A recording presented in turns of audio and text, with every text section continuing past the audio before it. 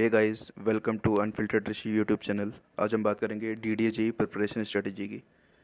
तो जैसा कि आपको पता होगा, डीडीए जेई का एक ड्राफ्ट आया है वैकेंसीज़ का, जिसमें सिविल की 106 वैकेंसीज़ हैं जूनियर इंजीनियर की, और होपफुली इसका नोटिफिकेशन भी जल्दी आ जाएगा। हमारी प्रिपरेशन पहले से होनी चाहिए। तो अभी हम बात कर लेते हैं प्रिपरेशन स्ट्रेटजी की। तो मैं अज्यूम कर रहा हूँ कि जो लोग डीडीए की प्रिपरेशन कर रहे हैं वो एसएससी की कर ही रहे होंगे। तो दोनों को साथ में ही करना है, प्रिपरेशन दोनों की साथ में चलती है।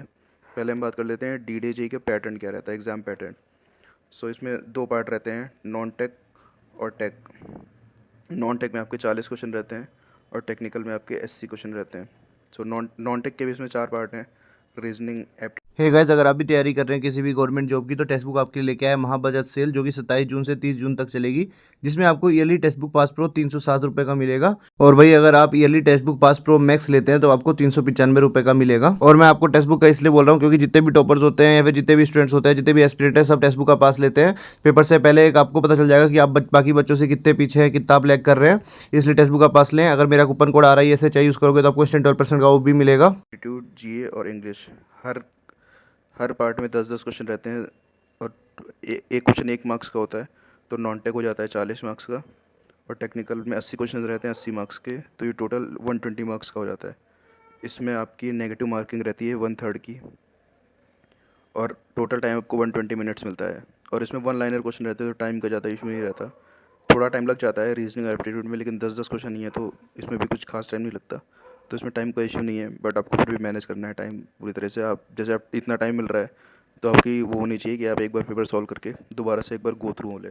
इसमें अच्छा टाइम रहता है। वन लाइनर क्वेश्चन है, 80 क्वेश्चन करने में ज़्यादा टाइम लगेगा नहीं आपको, तो टाइम बच ही जाता है लास्ट में। पहले हम बात कर लेते हैं नॉन टेक की हमारी स्ट्रेटजी क्या होनी चाहिए। तो जैसा कि आपको पता है, इसके चार पार्ट होते हैं। पहला होता है रीजनिंग। तो हम पहले रीजनिंग की बात कर लेते हैं।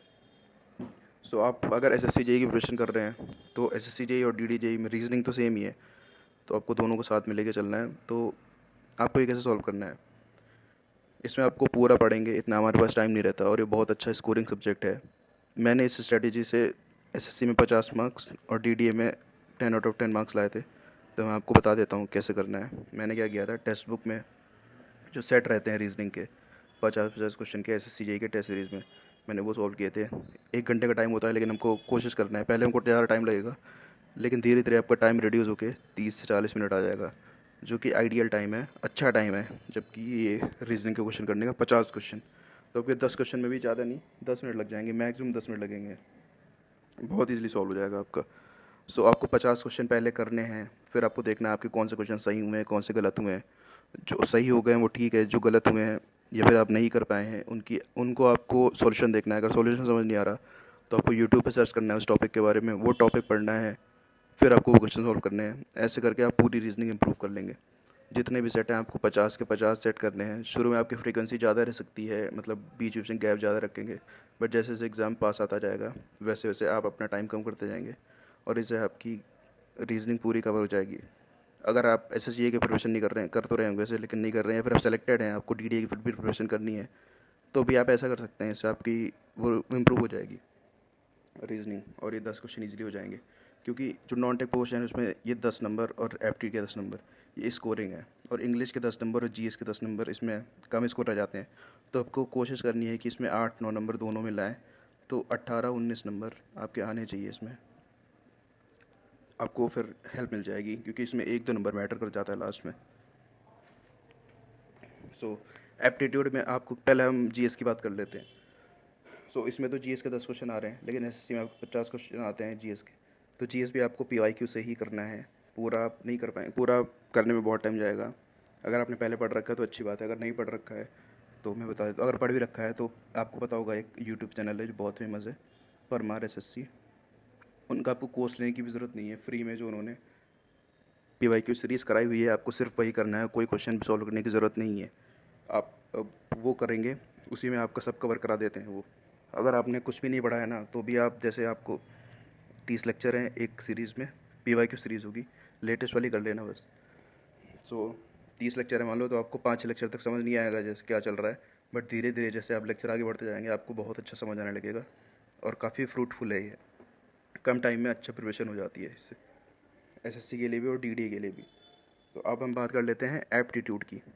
एप्टीट्यूड आपको कैसे सॉल्व करना है। सो एप्टीट्यूड के 10 क्वेश्चन आ रहे हैं, तो इसमें भी आप ज़्यादा टाइम तो नहीं दे सकते कि पूरा पढ़ रहे हैं बैठ के। सो आपको क्या करना है, एसएससी सीजीएल के जो प्रीवियस ईयर हैं उनके एक एक सेट उठाना है। वो 25-25 क्वेश्चन के रहते हैं। सीजीएल हो गया, सीएचएसएल हो गया, जितने भी नॉन टेक पेपर किसी का भी उठा सकते हैं, वो आपको सॉल्व करना है। जो क्वेश्चन आपसे नहीं हो रहा है उसकी आप सॉल्यूशन देखिए या फिर उसका वीडियो देखिए और फिर अगला सेट सॉल्व कर लीजिए। ये सब बहुत सबसे अच्छी स्ट्रेटेजी यही रहती है, क्योंकि 10 क्वेश्चन के लिए आप पूरा पढ़ने बैठेंगे, पता नहीं कहाँ से क्वेश्चन आ जाए, आपको कोई आइडिया नहीं है। बट आप 25 क्वेश्चन करेंगे तो इसमें पूरा आपका सिलेबस कवर हो जाता है, तो ये सही रहता है। जैसे परसेंटेज हो गया, इंपॉर्टेंट रहता ही है, तो आप ये पढ़ सकते हैं। रेशियो प्रोपोर्शन हो गया, ये भी इंपॉर्टेंट है, ये पढ़ सकते हैं। बट आप पीवाईक्यू के थ्रू ही करिए, ये आपको सबसे ज़्यादा फ्रूटफुल रहेगा। और इंग्लिश, अब इंग्लिश में क्या है, इसमें मतलब पूरा नहीं पढ़ सकते आप, 10 क्वेश्चन है, इसका तो बहुत ज़्यादा वास्ट है। वोकेबलरी पूछ लेता है, पता नहीं कहाँ से आ जाए वोकेबलरी भी, और ग्रामर करेक्शन के क्वेश्चन पूछता है, ऐसे क्वेश्चन पूछ लेता है। तो इसमें आप या तो अपने कॉमन सेंस से क्वेश्चन कर लीजिए। मैंने तो यही किया था, मैंने कुछ नहीं पढ़ा था इंग्लिश का, कॉमन सेंस से क्वेश्चन किया था और या 4 या 5 मार्क्स आए थे मेरे इसमें। सो अब 4-5 मार्क्स लाना बहुत ईजी होता है, तो आप वैसे कर सकते हैं, या तो आप वही सीजीएल की प्रीवियस से लगा लिए, लेकिन आप कॉमन सेंस से करिए इसको, इसमें ज़्यादा टाइम देने की ज़रूरत नहीं है आपको। 4-5 क्वेश्चन तो हो ही जाएंगे आपके, 4-5 मार्क्स आ गए तो बहुत है। 18-19 हो गया उसमें, 5-6 हो गए आपके उसमें जीएस जीके में, और 4-5 हो गए आपके इंग्लिश में। बस इतने अगर आ गए तो नॉन टेक आपका टेक्निकल की स्ट्रेटजी, जिसमें सबसे ज़्यादा वेटेज है इसका। सो 80 क्वेश्चन आते हैं इससे, सबसे ज़्यादा ध्यान आपको इसी पे देना है। तो इसके जो मैंने 2 सोर्स फॉलो किए थे, वैसे तो काफ़ी सोर्स हैं, मैंने जो 2 सोर्स फॉलो किए थे, सबसे ज़्यादा जो मैंने फॉलो किया है वो है जसपाल सर के नोट्स। 90% तो मैंने यही पढ़े हुए हैं, इसी से पूरा 90% प्रिपरेशन करी हुई है, एसएससी की भी और डीडीए की भी, और दोनों में सिलेक्शन हो गया था मेरा। सो इनके नोट्स आपके फ्री में अवेलेबल हैं। अगर आपके पास नहीं है तो आप अनफिल्टर्ड ऋषि के टेलीग्राम चैनल से उठा सकते हैं। फाइल सेक्शन में जाके सारे नोट्स पड़े हुए हैं फ्री में, सर ने भी फ्री में नोट्स प्रोवाइड किए हुए हैं, कोई चार्ज नहीं है इसका।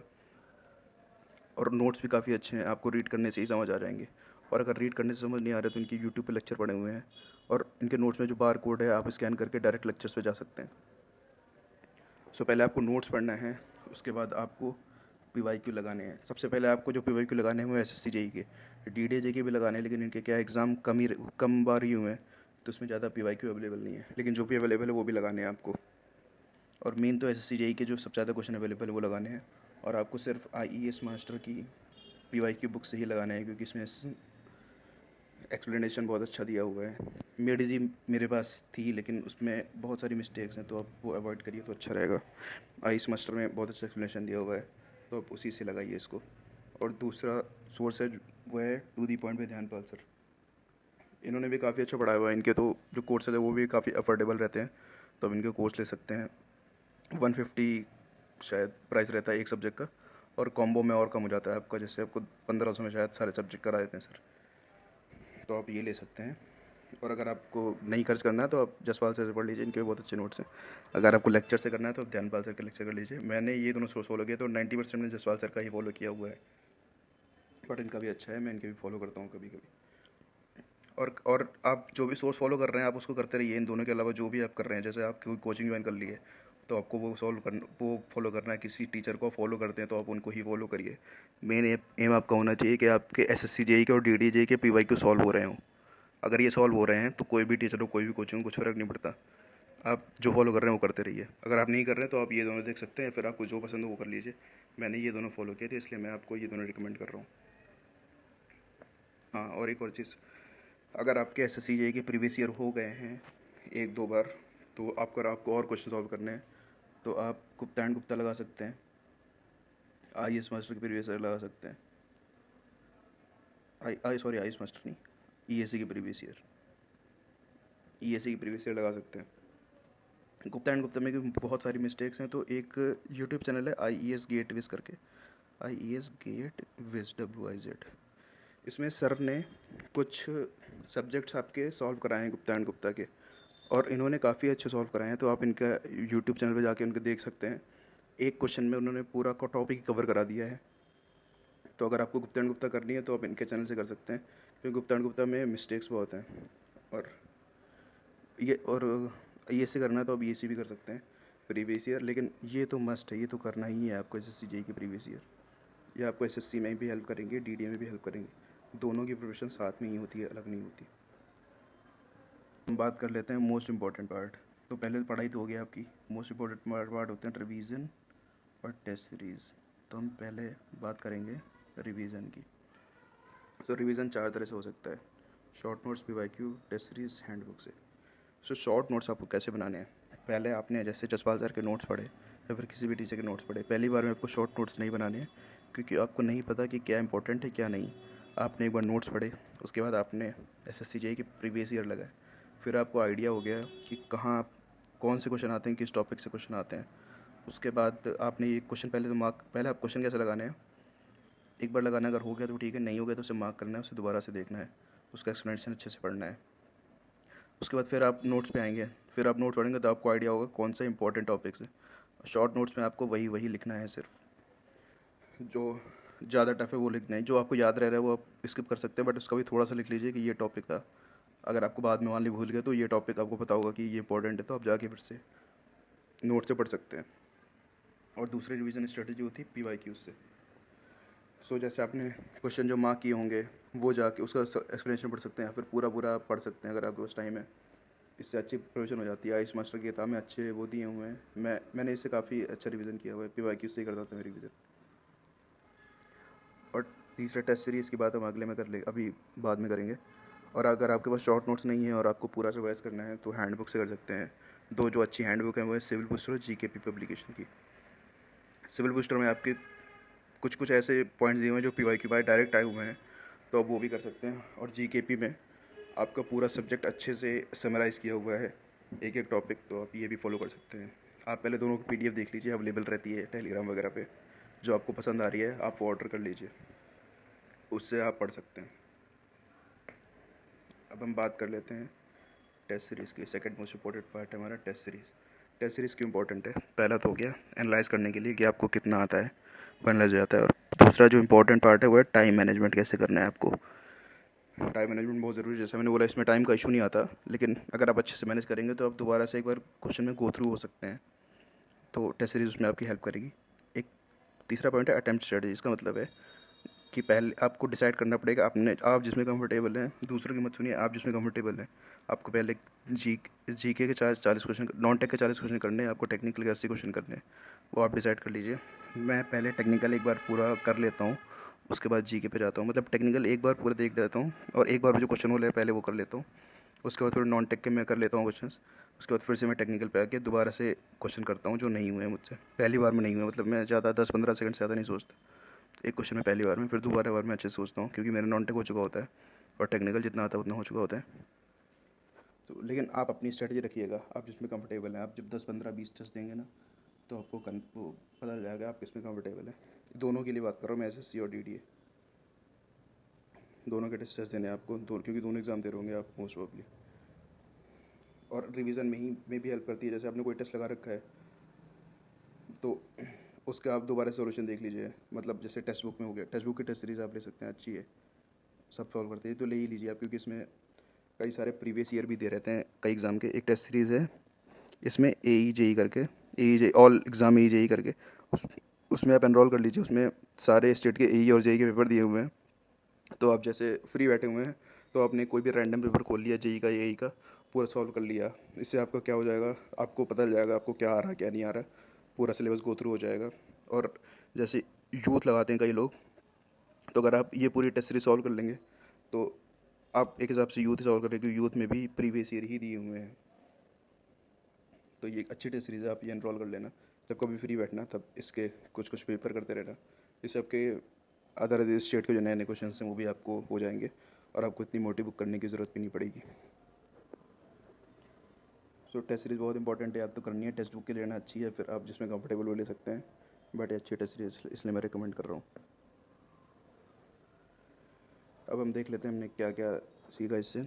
जो समरी, नॉन टेक आपको पीवाईक्यू से ही करना है, क्योंकि इतना टाइम नहीं हमारे पास कि हम पूरा सॉल्व करें, और मोस्ट इफेक्टिव स्टडी पीवाईक्यू से ही होती है नॉन टेक की। और टेक्निकल में आपको नोट्स और पीवाईक्यूज़ दोनों पढ़ने हैं, क्योंकि आप डायरेक्ट पीवाईक्यूज़ करने जाएंगे तो उसके जो आसपास के क्वेश्चन बन जाते हैं वो नहीं कर पाएंगे। आप नोट्स पढ़ेंगे तो आपको पता है उस पीवाईक्यू जो आया है उस टॉपिक के जो आसपास के क्वेश्चन हैं, टॉपिक के जो दूसरे क्वेश्चन हैं वो भी आप नोट से आपके कवर हो जाएंगे। तो उसके जो आसपास क्वेश्चन होंगे वो भी आपके सॉल्व हो जाएंगे। और तीसरा, ये दोनों बहुत बहुत इंपॉर्टेंट है, इनका कुछ फ़ायदा नहीं होगा अगर आपने टेस्ट सीरीज़ रिवीजन नहीं किया हुआ है। तो टेस्ट सीरीज़ आप टेक्स्ट बुक से कर सकते हैं, रिवीजन की आपकी स्ट्रेटजी मैंने बता दी है। तो ऐसे आप डीडीए और एसएससी दोनों की प्रिपरेशन कर सकते हैं। So all the best guys, पढ़ते रहिए, आपका सिलेक्शन हो जाएगा।